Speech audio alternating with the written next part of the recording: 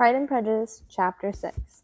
The ladies of Longbourn soon waited on those of Netherfield. The visit was soon returned in due form. Miss Bennet's pleasing manner grew on the good-will of Mrs. Hurst and Miss Bingley, and though the mother was found to be intolerable, and the younger sisters not worth speaking to, a wish of being better acquainted with them was expressed towards the two eldest. By Jane this attention was received with the greatest pleasure, but Elizabeth still saw superciliousness in their treatment of everybody, hardly excepting even her sister, and could not like them. Though their kindness to Jane, such as it was, had a value as arising in all probability from the influence of their brother's admiration, it was generally evident whenever they met that he did admire her, and her it was equally evident that Jane was yielding to the preference which she had begun to entertain for him from the first, and was in a way to be very much in love. But she considered with pleasure that it was not likely to be discovered by the world in general, since Jane united with great strength a feeling of composure of temper and a uniform cheerfulness of manner which would guard her from the suspicions of the impertinent. She mentioned this to her friend Miss Lucas. "It may perhaps be pleasant," replied Charlotte, "to be able to impose on the public in such a case, but it's sometimes a disadvantage to be so very guarded. If a woman conceals her affection with the same skill from the object of it, she may lose the opportunity of fixing him, and it will then be but poor consolation to believe the world equally in the dark. There is so much of gratitude or vanity in almost every attachment, that it is not safe to leave any it to itself. We can all begin freely. A slight preference is natural enough, but there are very few of us who have heart enough to be really in love without encouragement. In 9 cases out of 10, a woman had better show more affection than she feels. Bingley likes your sister, undoubtedly, but he may never do more than like her if she does not help him on.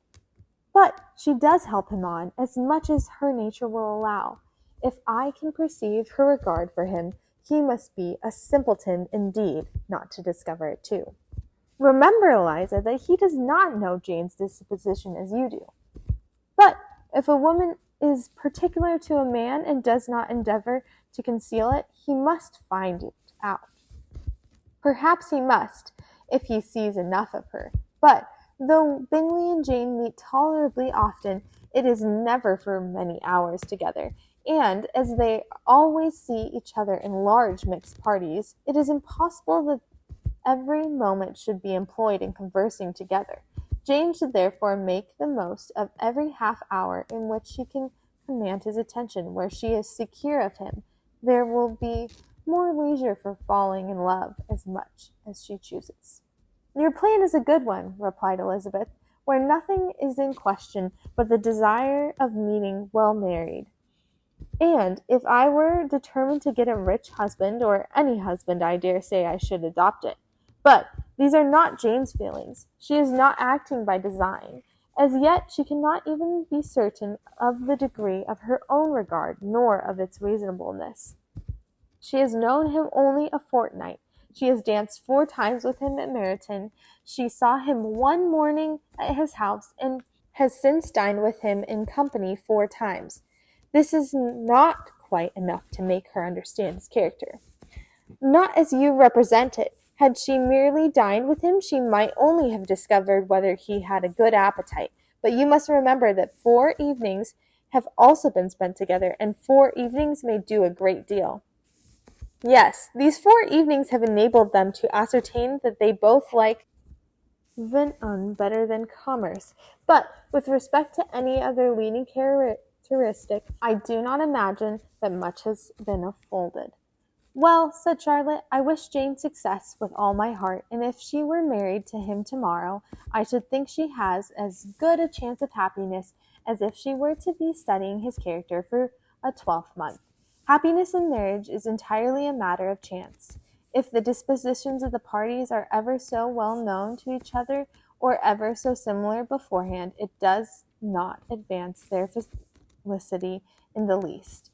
They always continue to grow sufficiently, unlike afterwards, to have their share of vexation, and it is better to know as little as possible of the defects of the person with whom you are to pass your life. You make me laugh, Charlotte, but it is not sound. You know it is not sound, and that you would never act in this way yourself. Occupied in observing Mr. Bingley's attentions to her sister, Elizabeth was far from suspecting that she was herself becoming an object of some interest in the eyes of his friend. Mr. Darcy had at first scarcely allowed her to be pretty. He had looked at her without admiration at the ball, and when they next met he looked at her only to criticize. But no sooner had he made it clear to himself and to his friends that she hardly had a good feature in her face, that he had begun to find it was rendered uncommonly intelligent by the beautiful expression of her dark eyes. To this discovery succeeded some other equally mortifying. Though he had detected with a critical eye more than one failure of perfect symmetry in her form, he was forced to acknowledge her figure to be light and pleasing, and in spite of his asserting that her manners were not those of the fashionable world, he was caught by their easy playfulness. Of this she was perfectly unaware. To her he was only the man who had made himself agreeable nowhere, and who had not thought her handsome enough to dance with. He began to wish to know more of her, and as a step towards conversing with her himself attended to her conversations with others. His doing so drew her notice. It was at Sir William Lucas's, where a large party were assembled. "What does Mr. Darcy mean," said she to Charlotte, "by listening to my conversation with Colonel Forster?" "That is a question which Mr. Darcy only can answer. But if he does it any more, I shall certainly let him know that I see what he is about.